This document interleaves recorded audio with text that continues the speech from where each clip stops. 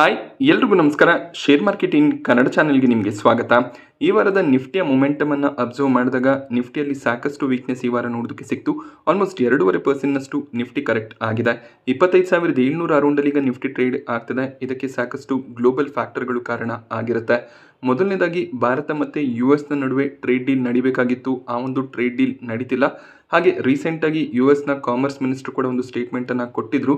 ನರೇಂದ್ರ ಮೋದಿ ಅವರು ಟ್ರಂಪ್ ಅವ್ರಿಗೆ ಕಾಲ್ ಮಾಡಲಿಲ್ಲ, ಹಾಗೆ ಟ್ರೇಡ್ ಡೀಲ್ನ ಬಗ್ಗೆ ಹೆಚ್ಚಿನ ಮಾತುಕತೆಗಳನ್ನು ಮಾಡಲಿಲ್ಲ.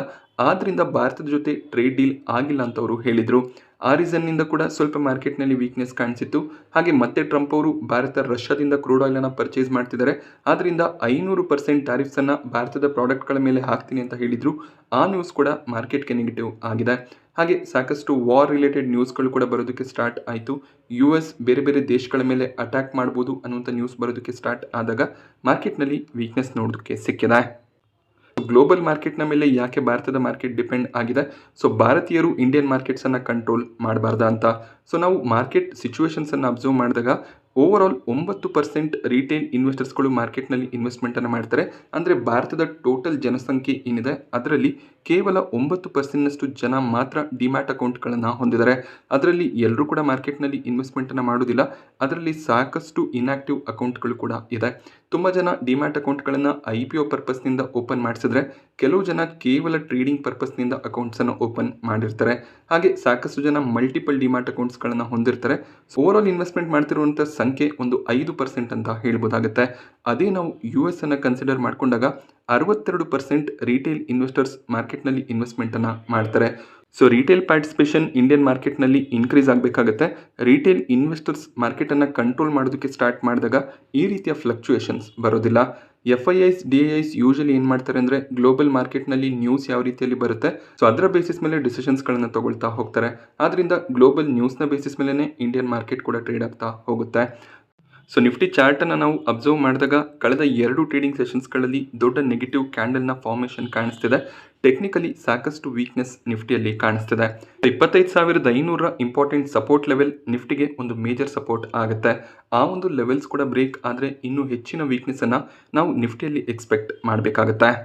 ಸೊ ಮತ್ತೆ 25,800 ಲೆವೆಲ್ನ ಮೇಲ್ಗಡೆ ನಿಫ್ಟಿ ಟ್ರೇಡ್ ಆಗೋದಕ್ಕೆ ಸ್ಟಾರ್ಟ್ ಆದರೆ ಅಲ್ಲಿಂದ ಒಂದು ಪಾಸಿಟಿವ್ ಸೆಂಟಿಮೆಂಟ್ನ ಎಕ್ಸ್ಪೆಕ್ಟೇಷನನ್ನು ಇಟ್ಕೋಬೋದು. ಸೊ ಗ್ಲೋಬಲ್ ನ್ಯೂಸ್ ಯಾವ ರೀತಿಯಲ್ಲಿ ಬರುತ್ತೆ ಅದರ ಬೇಸಿಸ್ ಮೇಲೇ ಮಾರ್ಕೆಟ್ ಟ್ರೇಡ್ ಆಗುತ್ತೆ. ಸೊ ಕೇವಲ ಲಾರ್ಜ್ ಕ್ಯಾಪ್ ಸ್ಟಾಕ್ಗಳು ಅಷ್ಟೇ ಅಲ್ಲ, ಮಿಡ್ ಕ್ಯಾಪ್ ಸ್ಮಾಲ್ ಕ್ಯಾಪ್ ಸ್ಟಾಕ್ಗಳಲ್ಲಿ ಕೂಡ ವೀಕ್ನೆಸ್ ಕಾಣಿಸ್ತಿದೆ. ಸ್ಮಾಲ್ ಕ್ಯಾಪ್ ಇಂಡೆಕ್ಸ್ ಆಲ್ಮೋಸ್ಟ್ 3% ಈ ವಾರ ಕರೆಕ್ಟ್ ಆಗಿದ್ರೆ ಮಿಡ್ ಕ್ಯಾಪ್ ಇಂಡೆಕ್ಸ್ನಲ್ಲಿ ಕೂಡ 2.5% ಅರೌಂಡಲ್ಲಿ ಕರೆಕ್ಷನ್ ನೋಡೋದಕ್ಕೆ ಸಿಕ್ಕಿದೆ. ಆಲ್ಮೋಸ್ಟ್ ಎಲ್ಲ ಸೆಕ್ಟರ್ನ ಸ್ಟಾಕ್ಗಳಲ್ಲಿ ಕೂಡ ವೀಕ್ನೆಸ್ ಪರ್ಸಿಸ್ಟ್ ಆಗ್ತದೆ. ಸೊ ಟ್ರಂಪ್ ಅವರೇನು ಬೇರೆ ಬೇರೆ ದೇಶಗಳ ಮೇಲೆ ಟ್ಯಾರಿಫ್ಸನ್ನು ಹಾಕಿದ್ರು. ಈ ಒಂದು ಟ್ಯಾರಿಫ್ನ ರಿಲೇಟೆಡ್ ಕೇಸ್ US ಸುಪ್ರೀಂ ಕೋರ್ಟ್ನಲ್ಲಿ ನಡೀತಿದೆ. ಅದರ ವರ್ಡಿಕ್ಟ್ ಶುಕ್ರವಾರ ಬರ್ಬೋದು ಅನ್ನುವಂಥ ಎಕ್ಸ್ಪೆಕ್ಟೇಷನ್ ಇತ್ತು. ಬಟ್ ಶುಕ್ರವಾರದ ದಿನ ಸುಪ್ರೀಂ ಕೋರ್ಟ್ ಯಾವುದೇ ಒಂದು ನಿರ್ಧಾರವನ್ನು ಕೈಗೊಂಡಿಲ್ಲ. ಮುಂದಿನ ಒಂದು ಡೇಟನ್ನು ಕೊಟ್ಟಿದ್ದಾರೆ. ಜನವರಿ 14ಕ್ಕೆ ಒಂದು ರೂಲಿಂಗ್ ಬರ್ಬೋದು ಅನ್ನುವಂಥ ಎಕ್ಸ್ಪೆಕ್ಟೇಷನ್ ಇದೆ. ನೋಡಬೇಕಾಗುತ್ತೆ ಸುಪ್ರೀಂ ಕೋರ್ಟ್ ಯಾವ ರೀತಿಯ ಒಂದು ರೂಲಿಂಗನ್ನು ಕೊಡ್ತಾರೆ ಅಂತ. ಅಕಸ್ಮಾತ್ ಟ್ರಂಪ್ ಅವರೇನು ಟ್ಯಾರಿಫ್ಸ್ಗಳನ್ನು ಹಾಕಿದರೆ ಆ ರೀತಿಯ ಟ್ಯಾರಿಫ್ಸನ್ನು ಅಪ್ಲೈ ಮಾಡೋದಕ್ಕೆ ಕೇವಲ ಪ್ರೆಸಿಡೆಂಟ್ಗೆ ಮಾತ್ರ ಹಕ್ಕಿರೋದಿಲ್ಲ. ಸೆನೆಟ್ನ ಅಪ್ರೂವಲನ್ನು ತಗೊಂಡು ಟ್ಯಾರಿಫ್ಸನ್ನು ಹಾಕಬೇಕು ಅನ್ನುವಂಥ ಏನಾದರೂ ರೂಲಿಂಗ್ ಬಂದರೆ ಮಾರ್ಕೆಟ್ಸ್ ಅದಕ್ಕೆ ಪಾಸಿಟಿವ್ ಆಗಿ ರಿಯಾಕ್ಷನ್ ಕೊಡುವಂಥ ಚಾನ್ಸಸ್ ಇರುತ್ತೆ. ಸೊ ಸುಪ್ರೀಂ ಕೋರ್ಟ್ನ ನಿರ್ಧಾರ ಜನವರಿ 14ಕ್ಕೆ ಬಂದರೆ ಅದು ಮಾರ್ಕೆಟ್ನ ಡೈರೆಕ್ಷನನ್ನು ಕೂಡ ಡಿಸೈಡ್ ಮಾಡ್ಬೋದು.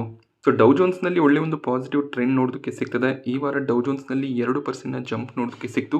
ಟ್ರಂಪ್ ಅವರ ಡಿಸಿಷನ್ಸ್ಗಳು ಗ್ಲೋಬಲ್ ಮಾರ್ಕೆಟ್ಸ್ಗೆ ನೆಗೆಟಿವ್ ಆಗ್ತಿದ್ರು ಕೂಡ US ಮಾರ್ಕೆಟ್ಸ್ಗೆ ಕೆಲವೊಂದಿಷ್ಟು ನಿರ್ಧಾರಗಳು ಪಾಸಿಟಿವ್ ಆಗ್ತದೆ. ವೆನೆಜುವೆಲಾನ ಕಂಟ್ರೋಲ್ ಮಾಡೋದಾಗಿರ್ಬೋದು, ಗ್ರೀನ್ಲ್ಯಾಂಡನ್ನು ಅಕ್ವೈರ್ ಮಾಡ್ತೀನಿ ಅಂತ ಹೇಳ್ತಿರೋದಾಗಿರ್ಬೋದು, ಅದೆಲ್ಲ ಕೂಡ ಎಲ್ಲೋ ಒಂದು ಕಡೆ US ಎಕಾನಮಿಗೆ ಪಾಸಿಟಿವ್ ಆಗ್ಬೋದು. ಮೇ ಬಿ ಈ ಒಂದು ರೀಸನ್ನಿಂದ ಕೂಡ US ಮಾರ್ಕೆಟ್ಸ್ ಪಾಸಿಟಿವ್ ಆಗಿ ರಿಯಾಕ್ಟ್ ಮಾಡ್ತದೆ.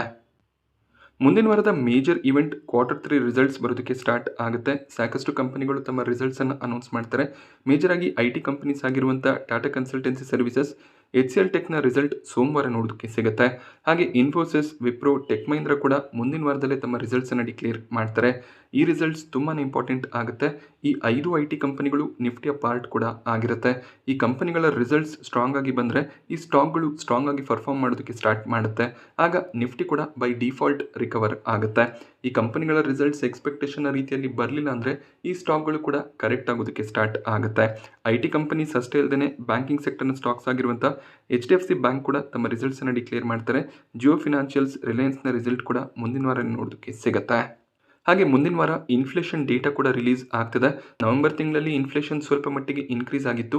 ಡಿಸೆಂಬರ್ನಲ್ಲಿ ಯಾವ ರೀತಿಯ ಇನ್ಫ್ಲೇಷನ್ ಡೇಟಾ ಬರುತ್ತೆ ಅದನ್ನು ಅಬ್ಸರ್ವ್ ಮಾಡಬೇಕಾಗತ್ತೆ. ಇನ್ಫ್ಲೇಷನ್ ಇನ್ಕ್ರೀಸ್ ಆಗ್ತಾ ಹೋದರೆ RBI ಕೂಡ ಯೋಚನೆ ಮಾಡಿ ರೇಟ್ ಕಟ್ ಡಿಸಿಷನ್ಸ್ಗಳನ್ನು ತಗೋಬೋದು. ಇನ್ಫ್ಲೇಷನ್ ಕಂಟ್ರೋಲ್ನಲ್ಲಿದ್ದರೆ ಇನ್ನೊಂದು ರೇಟ್ ಕಟ್ಟನ್ನು RBI ಮಾಡುವಂಥ ಚಾನ್ಸಸ್ ಇರುತ್ತೆ. ಹಾಗೆ ಟ್ರಂಪ್ ಟ್ಯಾರಿಫ್ಸ್ಗಳ ರಿಲೇಟೆಡ್ ಸುಪ್ರೀಂ ಕೋರ್ಟ್ ಜಡ್ಜ್ಮೆಂಟ್ ಜನವರಿ 14ಕ್ಕೆ ಬರ್ಬೋದು ಅನ್ನುವಂಥ ಎಕ್ಸ್ಪೆಕ್ಟೇಷನ್ ಇದೆ. ಸೊ ಆ ರೀತಿಯ ಒಂದು ಜಡ್ಜ್ಮೆಂಟ್ ಏನಾದರೂ ಬಂದರೆ ಅದು ಮಾರ್ಕೆಟ್ಸ್ಗೆ ಪಾಸಿಟಿವ್ ಆಗ್ಬೋದು. ಸೊ ಮೆಟಲ್ ಪ್ರೈಸ್ನಲ್ಲಿ ಮೊಮೆಂಟಮ್ ಸ್ಟ್ರಾಂಗ್ ಆಗಿ ಕಂಟಿನ್ಯೂ ಆಗ್ತದೆ. Gold prices, silver prices strong ಆಗಿ ಗೇನ್ ಆಗ್ತದೆ. ಸೊ ಎಲ್ಲಿವರೆಗೂ ಗೋಲ್ಡ್ ಸಿಲ್ವರ್ನಲ್ಲಿ ಮೊಮೆಂಟಮ್ ಇರುತ್ತೆ, ಮಾರ್ಕೆಟ್ನಲ್ಲಿ ಕೂಡ ಅಷ್ಟಾಗಿ ಪಾಸಿಟಿವ್ನೆಸ್ ಬರೋದಿಲ್ಲ.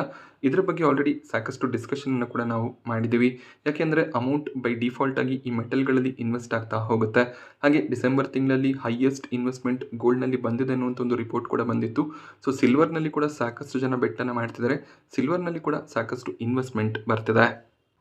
ಸೊ ಮೋತಿಲಾಲ್ ಓಸ್ವಾಲ್ ಕೂಡ ರೀಸೆಂಟಾಗಿ ಒಂದು ಕವರೇಜನ್ನು ಕೊಟ್ಟಿದ್ದರು. 2026ರಲ್ಲಿ ಸಿಲ್ವರ್ನ ಪ್ರೈಸ್ ಪ್ರತಿ ಗ್ರಾಮ್ಗೆ ₹320 ಲೆವೆಲನ್ನು ಟಚ್ ಮಾಡ್ಬೋದು ಅನ್ನೋದು ಇವರ ಒಂದು ವ್ಯೂ ಆಗಿರುತ್ತೆ. ಆಲ್ರೆಡಿ 230, 240 ಅರೌಂಡಲ್ಲಿ ಸಿಲ್ವರ್ ಪ್ರೈಸಸ್ ಟ್ರೇಡ್ ಆಗ್ತದೆ. ಈ ಲೆವೆಲ್ನಿಂದ ಇನ್ನೂ ಹೆಚ್ಚಿನ ಮೊಮೆಂಟಮ್ ಇರುತ್ತೆ ಅನ್ನೋದು ಮೋತಿಲಾಲ್ ಓಸ್ವಾಲ್ನ ವ್ಯೂ ಆಗಿದೆ. ಈ ಒಂದು ವರ್ಷದ ಮೊದಲ ಹಾಫ್ನಲ್ಲಿ ಅಂದರೆ ಜೂನ್ ತಿಂಗಳವರೆಗೂ ಸಿಲ್ವರ್ ಪ್ರೈಸಸ್ನಲ್ಲಿ ಒಂದು ಸ್ಟ್ರಾಂಗ್ ಜಂಪ್ ಇರುತ್ತೆ ಅನ್ನೋದು ಇವರ ಹೋಪ್ ಆಗಿದೆ. ಸೊ ಜೂನ್ ತಿಂಗಳ ನಂತರ ಸ್ವಲ್ಪ ವೊಲಟಾಲಿಟಿ ಇರ್ಬೋದು, ಸ್ವಲ್ಪ ಪ್ರಾಫಿಟ್ ಬುಕಿಂಗ್ ಬರ್ಬೋದು ಅಂತ ಮೋತಿಲಾಲ್ ಓಸ್ವಾಲ್ ಪ್ರಿಡಿಕ್ಟ್ ಮಾಡ್ತಿದ್ದಾರೆ. ಸೊ ಬೈ ಆನ್ ಡಿಪ್ ಸ್ಟ್ರಾಟಜಿಯನ್ನು ಸಿಲ್ವರ್ನಲ್ಲಿ ಯೂಸ್ ಮಾಡಬೇಕು ಅನ್ನೋದು ಇವರ ವ್ಯೂ ಆಗಿರುತ್ತೆ. ಹಾಗೆ FIDA ಆಕ್ಟಿವಿಟಿಯನ್ನು ಅಬ್ಸರ್ವ್ ಮಾಡಿದಾಗ FIIs ಕಡೆಯಿಂದ ಸೆಲ್ಲಿಂಗ್ ಕಂಟಿನ್ಯೂ ಆಗ್ತದೆ. ಕಳೆದ ವಾರ ಸ್ವಲ್ಪ ಮಟ್ಟಿಗೆ FIIs ನೆಟ್ ಬೈಯಿಂಗನ್ನು ಮಾಡ್ಕೊಂಡಿದ್ರು. ಬಟ್ ಈ ವಾರದಲ್ಲಿ ಕಂಟಿನ್ಯೂಸ್ ನೆಟ್ ಸೆಲ್ಲಿಂಗ್ ಬರ್ತದೆ. ಜನವರಿ ತಿಂಗಳಲ್ಲಿ ಓವರಾಲ್ 9,000 ಕೋಟಿ ಅಮೌಂಟ್ನ ನೆಟ್ ಸೆಲ್ಲಿಂಗ್ FIIs ಕಡೆಯಿಂದ ನೋಡೋದಕ್ಕೆ ಸಿಕ್ಕಿದೆ. DIIs ಸ್ಟ್ರಾಂಗ್ ಬೈಯಿಂಗನ್ನು ಮಾಡ್ತಿದ್ದಾರೆ. ಬಟ್ FIIಸ್ನ ಕಡೆಯಿಂದ ಬೈಯಿಂಗ್ ಬರೋವರೆಗೂ ಮಾರ್ಕೆಟ್ನಲ್ಲಿ ಸ್ಟ್ರಾಂಗ್ ಮೊಮೆಂಟಮ್ ಇರೋದಿಲ್ಲ. ಯೂಶಲಿ FIIs ಇಂಡಿಯನ್ ಮಾರ್ಕೆಟನ್ನು ಈಗಲೂ ಕೂಡ ಕಂಟ್ರೋಲ್ ಮಾಡ್ತಾರೆ. ವೀಕೆಂಡಲ್ಲಿ ಡಿಮಾರ್ಟ್ ತಮ್ಮ ರಿಸಲ್ಟನ್ನು ಅನೌನ್ಸ್ ಮಾಡಿದ್ರು. ಅವೆನ್ಯೂ ಸೂಪರ್ ಮಾರ್ಟ್ ಈ ಕ್ವಾರ್ಟರ್ನಲ್ಲಿ ಇಯರ್ ಆನ್ ಇಯರ್ 18% ಪ್ರಾಫಿಟ್ ಗ್ರೋತನ್ನು ತೋರಿಸಿದ್ದಾರೆ. 856 ಕೋಟಿಯ ಪ್ರಾಫಿಟ್ ಡಿಕ್ಲೇರ್ ಆಗಿದೆ. ಸೊ ಲಾಸ್ಟ್ ಕ್ವಾರ್ಟರ್ನಲ್ಲಿ 685 ಕೋಟಿಯ ಪ್ರಾಫಿಟ್ಸ್ ಬಂದಿತ್ತು. ಲಾಸ್ಟ್ ಇಯರ್ 724 ಕೋಟಿಯ ಪ್ರಾಫಿಟ್ ಬಂದಿತ್ತು. ರೆವೆನ್ಯೂ ಗ್ರೋತ್ ಸ್ಟ್ರಾಂಗ್ ಆಗಿದೆ. ಪ್ರಾಫಿಟ್ಸ್ ಕೂಡ ಎಕ್ಸ್ಪೆಕ್ಟೇಷನ್ ರೀತಿಯಲ್ಲಿ ಇನ್ಕ್ರೀಸ್ ಆಗಿದೆ. ಮೇ ಬಿ ಬ್ರೋಕರೇಜ್ಗಳು ಇನ್ನೂ ಹೆಚ್ಚಿನ ಎಕ್ಸ್ಪೆಕ್ಟೇಷನನ್ನು ಇಟ್ಕೊಂಡಿರ್ತಾರೆ. ಸೊ ಅವರು ತಮ್ಮ ಟಾರ್ಗೆಟ್ಸನ್ನು ಸೋಮವಾರ ಕೊಡುವಂಥ ಚಾನ್ಸಸ್ ಇರುತ್ತೆ. ಈ ಒಂದು ಟಾರ್ಗೆಟ್ ಬೇಸಿಸ್ ಮೇಲೆ ಸ್ಟಾಕ್ ಟ್ರೇಡ್ ಆಗುವಂಥ ಚಾನ್ಸಸ್ ಇದೆ. ಬ್ರೋಕರೇಜ್ ವ್ಯೂ ಸ್ಟ್ರಾಂಗ್ ಆಗಿ ಬಂತು ಅಂದರೆ ಸ್ಟಾಕ್ ಪಾಸಿಟಿವ್ ಆಗಿ ಟ್ರೇಡ್ ಆಗ್ಬೋದು. ಇಲ್ಲ ಅಂದರೆ ಸ್ವಲ್ಪ ಮಟ್ಟಿಗೆ ನೆಗೆಟಿವಿಟಿಯ ಎಕ್ಸ್ಪೆಕ್ಟೇಷನ್ ಇರುತ್ತೆ. ಹಾಗೆ ಮ್ಯಾನೇಜ್ಮೆಂಟ್ ಲೆವೆಲಲ್ಲಿ ಕೂಡ ಸಾಕಷ್ಟು ಚೇಂಜಸ್ನ ಎಕ್ಸ್ಪೆಕ್ಟೇಷನ್ ಇದೆ. CEO ಅವರ ಟರ್ಮ್ ಎಂಡ್ ಆಗ್ತದೆ. ಸೊ ಹೊಸ CEO ತಮ್ಮ ಒಂದು ಪೊಸಿಷನನ್ನು ಜನವರಿ ಕೊನೆಯಲ್ಲಿ ತಗೋತಾರೆ. ಮ್ಯಾನೇಜ್ಮೆಂಟ್ ಲೆವೆಲಲ್ಲಿ ಚೇಂಜಸ್ ಇರೋದು ಕೂಡ ಸ್ವಲ್ಪ ಮಟ್ಟಿಗೆ ಸ್ಟಾಕ್ನಲ್ಲಿ ವೊಲಟಾಲಿಟಿಗೆ ಕಾರಣ ಆಗ್ಬೋದು. ಸೊ ಕಳೆದ 1 ವರ್ಷದಲ್ಲಿ ಸ್ಟಾಕ್ ಕೇವಲ 8% ರಿಟರ್ನ್ಸನ್ನು ಮಾತ್ರ ಜನರೇಟ್ ಮಾಡಿ ಕೊಟ್ಟಿದೆ. ಹಾಗೆ ರಿಸಲ್ಟ್ಸ್ ಕೂಡ ಓಕೆ ಆಗಿ ಡಿಕ್ಲೇರ್ ಆಗ್ತಿರೋದು ಕಾಣಿಸ್ತಿದೆ. ವೇದಾಂತ ತಮ್ಮ ಬಿಸ್ನೆಸ್ಸನ್ನು 5 ಡಿಫ್ರೆಂಟ್ ಎಂಟಿಟಿಯಾಗಿ ಡಿಮರ್ಜ್ ಮಾಡಬೇಕು ಅಂತ ಇದ್ರು. ಅದಕ್ಕೆ ಈಗ NCLT ಕಡೆಯಿಂದ ಅಪ್ರೂವಲ್ ಸಿಕ್ಕಿದೆ. ಸೊ ಇದೇ ರೀತಿಯಲ್ಲಿ ಸ್ಲೋ ಆಗಿ ರೆಗ್ಯುಲೇಟರಿ ಅಪ್ರೂವಲ್ಸ್ ಸಿಗ್ತಾ ಹೋದಾಗ ಕಂಪನಿ ಡಿಮರ್ಜರ್ ಪ್ರೊಸೀಡಿಂಗ್ಸನ್ನು ಮಾಡ್ತಾ ಹೋಗ್ಬೋದಾಗತ್ತೆ. ಹಾಗೆ ಮುಂದಿನ 6-7 ತಿಂಗಳ ಒಳಗಾಗಿ ಕಂಪನಿ ಡಿಮರ್ಜರನ್ನು ಕಂಪ್ಲೀಟ್ ಮಾಡುವಂಥ ಚಾನ್ಸಸ್ ಇದೆ. ಸೊ ತುಂಬಾ ಎಕ್ಸ್ಪೆಕ್ಟೇಷನ್ ಇರುವಂಥ IPO NSEಯ IPO ಆಗಿರುತ್ತೆ. NSE ಆಲ್ರೆಡಿ ಅನ್ಲಿಸ್ಟೆಡ್ ಮಾರ್ಕೆಟ್ನಲ್ಲಿ ಟ್ರೇಡ್ ಆಗ್ತದೆ. ಹಾಗೆ ಈ ಒಂದು IPOಗೆ ಸೆಬಿ ಕಡೆಯಿಂದ ಕ್ಲಿಯರೆನ್ಸ್ ಇದೇ ತಿಂಗಳಲ್ಲಿ ಸಿಗ್ಬೋದು ಅನ್ನೋದು ಸೆಬಿ ಚೀಫ್ನ ವ್ಯೂ ಆಗಿದೆ. ಸೊ ಸೆಬಿ ಚೀಫೇ ಈ ರೀತಿಯ ಸ್ಟೇಟ್ಮೆಂಟನ್ನು ಕೊಟ್ಟಿದ್ದಾರೆ ಅಂದರೆ ಸೊ NSE IPO ಆದಷ್ಟು ಬೇಗ ಅಪ್ರೂವಲನ್ನು ಪಡ್ಕೊಂಡು ತಮ್ಮ IPOನ ಲಾಂಚ್ ಮಾಡುವಂಥ ಚಾನ್ಸಸ್ ಇರುತ್ತೆ. ಇದು ಕೂಡ ಒಂದು ಮೋಸ್ಟ್ ಎಕ್ಸ್ಪೆಕ್ಟೆಡ್ IPO ಆಗಿರುತ್ತೆ. ಹಾಗೆ ಮನೆ ಡಿಮ್ಯಾಂಡ್ ಕೂಡ NSE IPOನಲ್ಲಿ ನೋಡೋದಕ್ಕೆ ಸಿಗ್ಬೋದು. ಹಾಗೆ IPOಗಳ ವಿಚಾರಕ್ಕೆ ಬಂದಾಗ ಭಾರತ್ ಕೋಕಿಂಗ್ ಕೋಲ್ನ IPO ಶುಕ್ರವಾರ ಸಬ್ಸ್ಕ್ರಿಪ್ಷನ್ಗೆ ಓಪನ್ ಆಗಿದೆ. ಒಳ್ಳೆ ಒಂದು ಸಬ್ಸ್ಕ್ರಿಪ್ಷನ್ ಎಲ್ಲ ಕೆಟಗರಿಗಳಲ್ಲಿ ಕೂಡ ನೋಡೋದಕ್ಕೆ ಸಿಕ್ಕಿದೆ. ಗ್ರೇ ಮಾರ್ಕೆಟ್ ಪ್ರೀಮಿಯಂ 13ರಿಂದ 10ಕ್ಕೆ ಫಾಲ್ ಆಗಿದೆ. ಬಟ್ ಸ್ಟಿಲ್ ₹6,000ಗೂ ಹೆಚ್ಚಿನ ಪ್ರಾಫಿಟ್ನ ಎಕ್ಸ್ಪೆಕ್ಟೇಷನ್ ಇರುತ್ತೆ. ಸೊ ಖಂಡಿತವಾಗ್ಲೂ ಲಿಸ್ಟಿಂಗ್ ಗೇನ್ನ ಪರ್ಸ್ಪೆಕ್ಟಿವ್ನಿಂದ ಅಪ್ಲೈ ಮಾಡ್ಬೋದಾಗುತ್ತೆ. ಹಾಗೆ ಮಿಡ್ ಟರ್ಮ್ಗೂ ಕೂಡ ಈ ಒಂದು IPO ಒಳ್ಳೆ ಒಂದು ಬೆಟ್ ಆಗ್ಬೋದು. ಸೊ ನಾನಿವತ್ತು ನಿಮಗೆ ಮಾರ್ಕೆಟ್ನ ಬಗ್ಗೆ ಕೊಟ್ಟಂಥ ಇನ್ಫಾರ್ಮೇಷನ್ ಇಷ್ಟ ಆದರೆ ವಿಡಿಯೋನ ಲೈಕ್ ಮಾಡಿ. ಹಾಗೆ ಇದೇ ರೀತಿಯ ಮಾರ್ಕೆಟ್ ಅಪ್ಡೇಟ್ಸ್ಗಳಿಗೋಸ್ಕರ ಚಾನಲ್ನ ಸಬ್ಸ್ಕ್ರೈಬ್ ಮಾಡ್ಕೊಳ್ಳಿ. Thank you friends.